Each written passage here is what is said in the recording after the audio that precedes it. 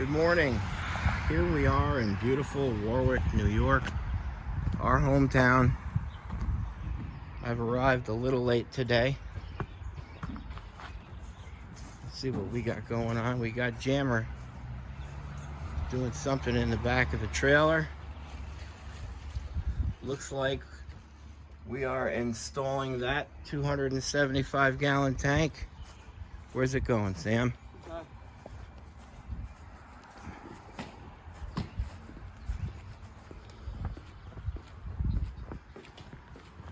Very meticulous garage.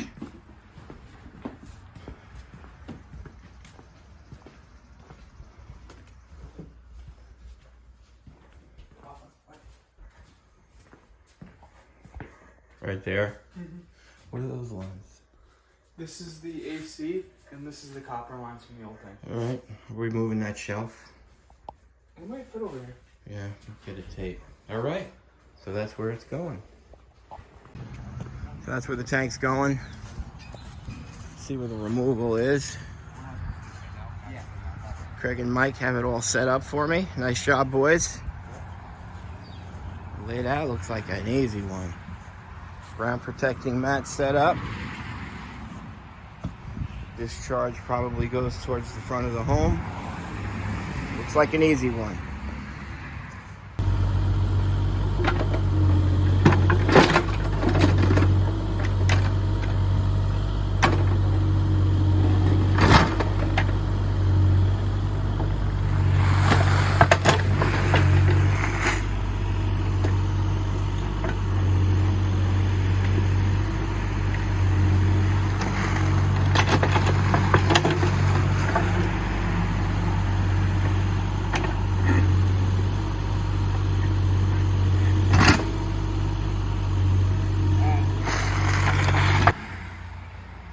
So we've excavated down to the top of the tank. If you'll notice that the reason that's there is when the return and suction copper lines come out of the duplex fittings, it bends over and then goes into the home. They just put that underneath it so that when you backfill, it doesn't crush the copper lines. So I see that often. But I see it with rocks. They'll put a big rock under it. So this guy actually went above and beyond.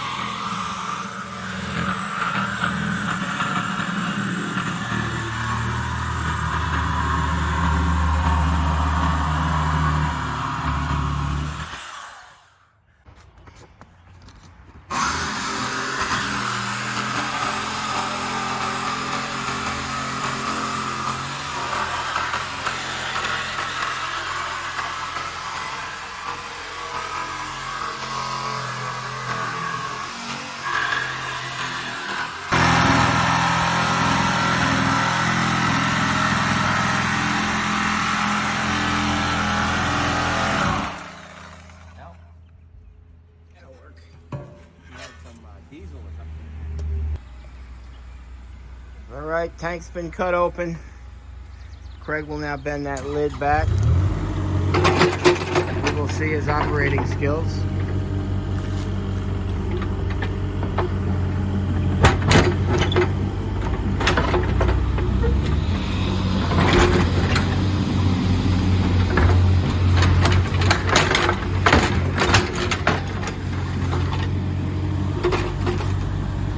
I mean, I've seen better. You can see the color of that. It's like a red, dark red. Looks like possibly a little diesel additive was put in it. But we'll find out from the homeowner because that is not a normal color. So we brought the homeowner over and asked him, and yes, we were correct. He knew this project was happening. He was running out of fuel. So we went to the gas station, got some diesel, and threw it in there. So the tank manufacturers recommends not reusing old oil, or even if it's usable, A lot of bacteria down there, sludge, possibly water. They don't want to transfer it over into your new tank. You're spending all this money on a whole new system. Just get rid of that, let it run down. So calling the oil company, see if they can get here on time to make a delivery. If not, we'll take probably 20 gallons of that out. This way it'll get the burner fired. So if we're going to transfer fuel from the underground tank into their new installation, I'll always stick the tank first to see if it's got any water. And this is also something every homeowner can do.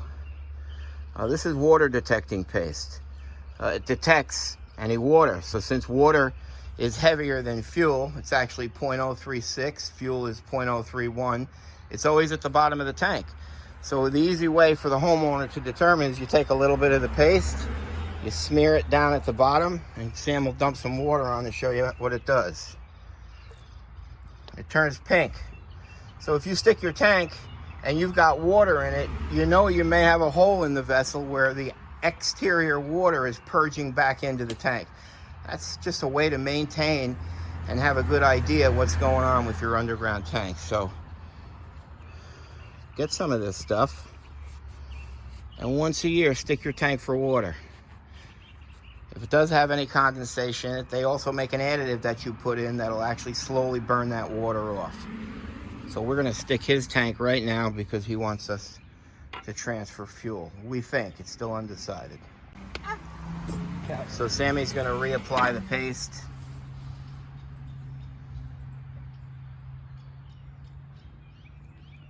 I don't know if this is as exciting for you guys at home as it is for me, but I guess I'm a little bit weird with these underground tanks. So Sam is delicately putting on. And normally this tank every tank will have a pitch to it. So you want to make sure that you're on the lower end of the pitch, which is that side. So he'll stick it over in this area, and we'll see what's going on with this tank even before we pull it out.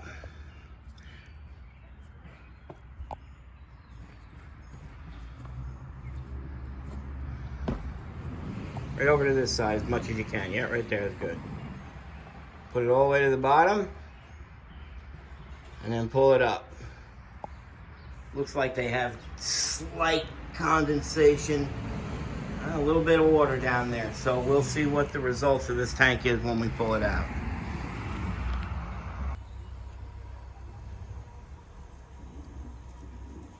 So Sammy's trying to get prime in it. See if we can see the water come out.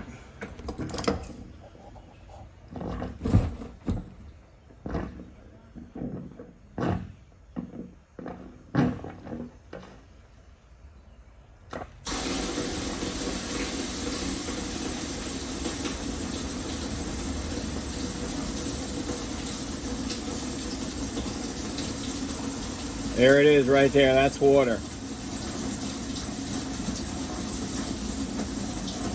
And now once all the water goes out, you'll see it turn to that cloudy pink color, and that's the fuel. So that's how much water he had in his tank.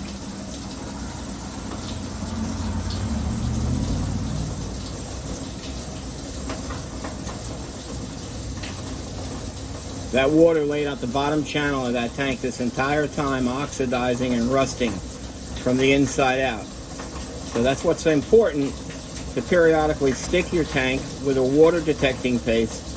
It'll let you know what's going on inside. That's a lot of water.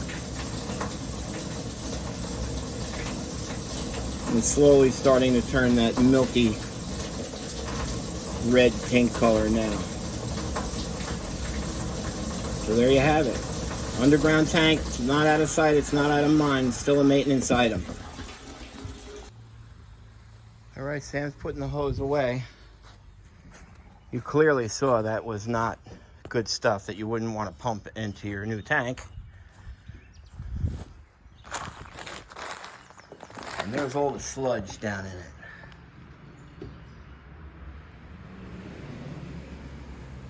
I understand you paid $3.50 a gallon, but it's just not worth it. So far, a couple of bad signs. Mikey will get in a Tyvek suit, breathable apparatus. He'll jump down in there. We'll bucket all this sludge out, scrape the sides, swab it completely dry. If it does have holes, we'll probably see at that point in time. But then once we pull the vessel out, we'll do some soil field screening at the bottom of the tank grave, and then we'll check the tank visually for any holes once it's up and out. So Craig has drilled the holes to come out. He's now putting on the 290s. Actually, that one over there is a street 90. That is for the fill pipe. Here's the vent. That's a special dope that he applies.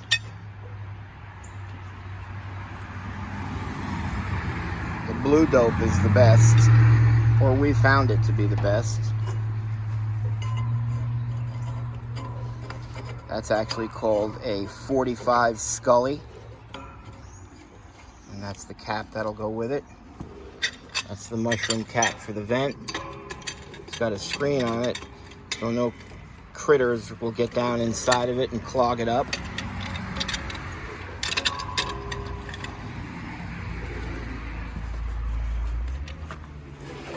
Mike is in the tank cleaning. Scraping up all that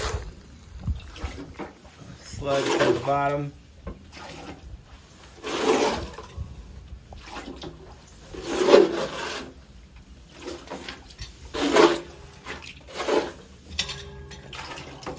Cleaning up Mother Nature, one tank at a time. I'm not sure if everybody knows this, but these three guys are my three sons. Craig is my oldest, Sammy second, Mike's the baby. And a shout out to all the Post 10 subscribers. We appreciate you joining up with you. Shout out to Post 10 for putting my link on that very interesting video of that underground tank. We appreciate it. Try to keep you entertained. Okay, so New York State code or local compliance. New York State has a set of codes to go by. But all these local townships can supersede. They can add to that to make it more stringent or not. If you notice, the vent pipe is higher than the fill pipe, and after speaking with Craig, the reason for it is, as I've said before, that whistle vent shuts off at 95% capacity. If the oilman for some reason doesn't shut it off before the whistle vent shuts off, if the fill pipe starts to fill, it gives you that much more time before it starts to spew out all over the home. So what is it, Craig? 6 to 8 inches? That vent pipe should be 6 to 8 inches above the fill pipe. Another interesting fun factoid. Yeah. All right, so Mike cleaned it. What do you got, Mike? Water's coming in right here. He said water is purging in there a little bit. Can we see it? Yeah, it's little droplets, they'll come. They're starting to form now. So there it is. All you needed was a little bit of water detecting paste. Could have determined that a little bit sooner, so this is certainly not looking good right now.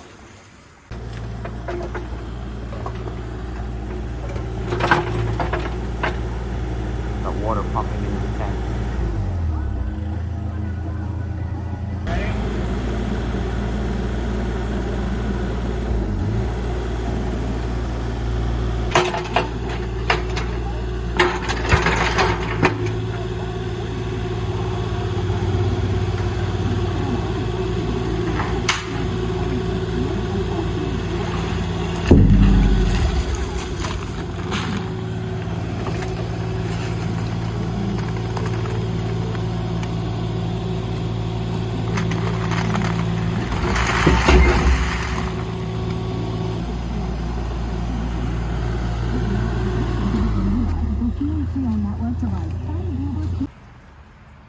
Okay, so we pulled the tank out of the ground. You can see the gray right there.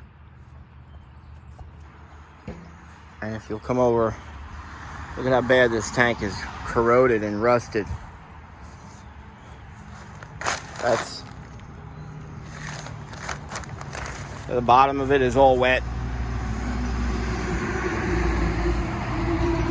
So if we start to clean this, more holes will show up. But you can see that one hole right there. It's pretty good size. So this is not good. We will wait for the inspector. He's definitely going to fail this. You can see the gray soil. We'll actually put that in a bag and we will test it with our PID meter just to see what the level is. Because I'll utilize that as a start point when we do the remediation. So let's just say it's 200 on the PID. Once we start to remediate, if we go down 3 feet, we'll take another reading. And if it comes up at 100, we know in another 3 feet, the remediation will be complete. So that's how we'll regulate or determine when we're done digging.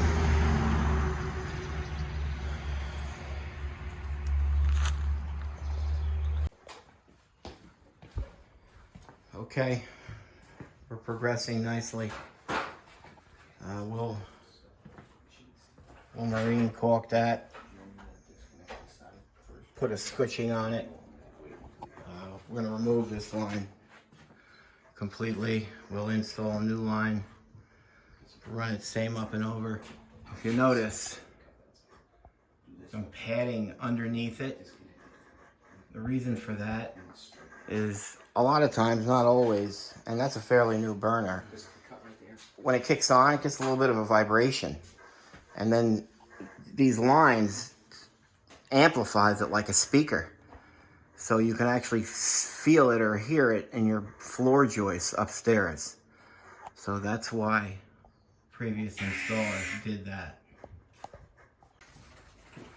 So these lines obviously constantly have fuel in them. If it had an air pocket, then your burner would lose prime and you'd have to continue to bleed it. So Craig is dismantling this all. Mike is going to disconnect it right here, and he's going to catch all the oil in the bucket. We're putting down these pads, which are very cool. I'll show you how these work. He's going to try to catch as much fuel as possible, and then we'll take it right from there. We'll straighten it all the way out to get a downhill pitch to try to get as much of the oil out as we can before we cut it right there and flare cap it. So here's the tricky part. This is the reason why you want to hire a professional who's done this before. Otherwise, he'll spill probably that entire bucket of fuel all over this floor, and virtually possible to get out because concrete is a porous material and it just absorbs it. So make sure you hire a licensed professional. Let me know when you're ready.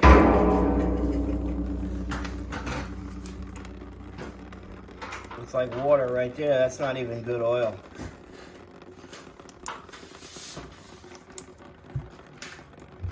We'll let that bleed for a minute.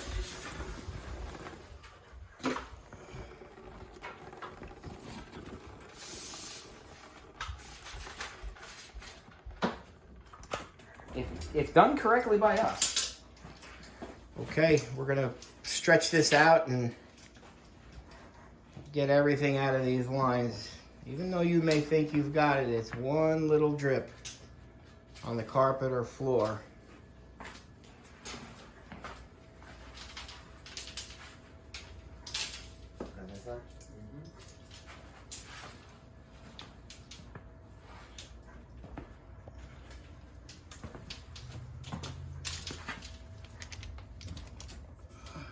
Just a little bit there. Michael, bend that back.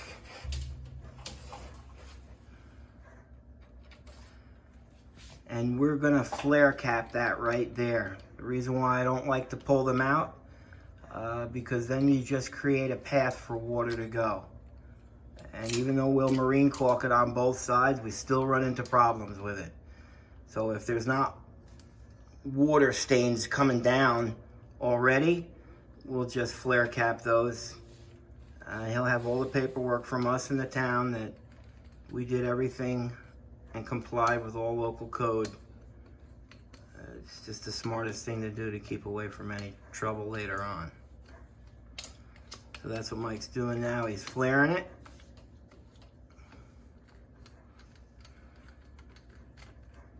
This is why these guys have such strong hands. Under pressure too. Yeah, he did that pretty quick. And then he just puts a 3/8 plug on it. There you go. Nice job, Michael. Thank you. Hey. We'll come back to like 12. All right, we're gonna do some PID readings now. We're gonna grab that. Mike will grab a chunk of that, not touching it with his hands. Turn that bag inside out.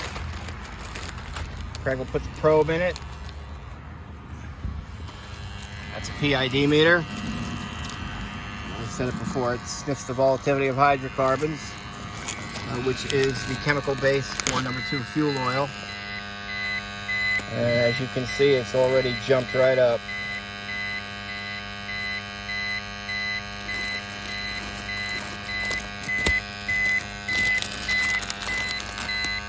Put some out of the way.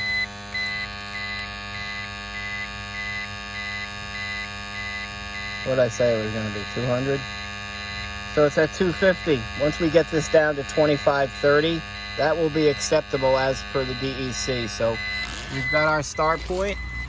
We're going to keep that bag. We'll use that as the waste classification.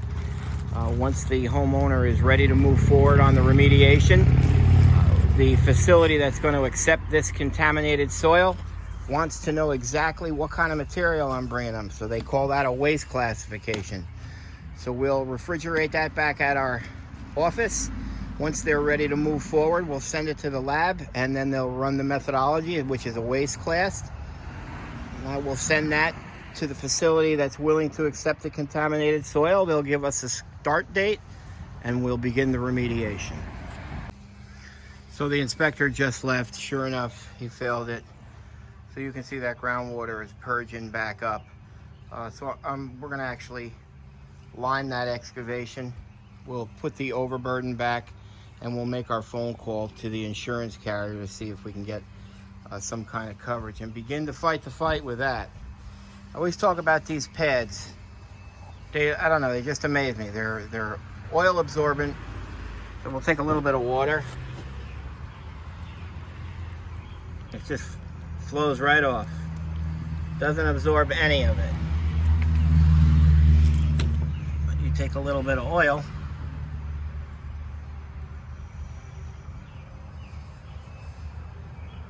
and it absorbs right in.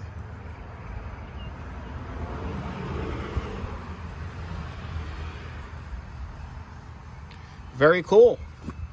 They're about 95 cents each, and I have to drum them and legally dispose them once they're spent. Craig is finishing up. This is where all that overburden sat. Good job.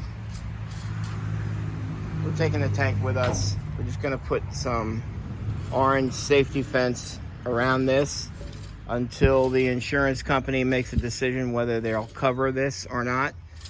They'll probably hire a company, an environmental firm, to come out. Unfortunately, they pay money to try to get a denial.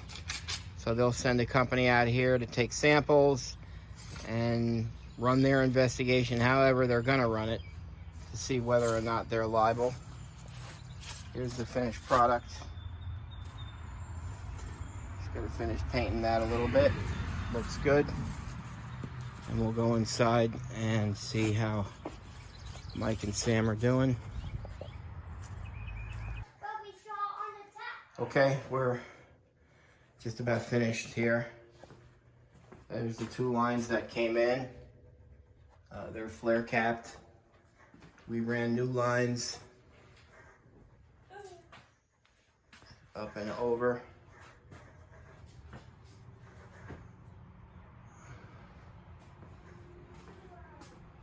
Just got to paint those, put squishings on it, and we're done. It's a nice job. Well, we're finishing up here. We're not going to backfill that hole because it'll be easier for the insurance carrier to come out. They're going to hand auger down to take that sample. So I don't want to make it difficult for them to get what we need them to get. So for now, we're buttoning up. We'll be back here later to show you the full remediation. Another fine job by Tank Masters Environmental.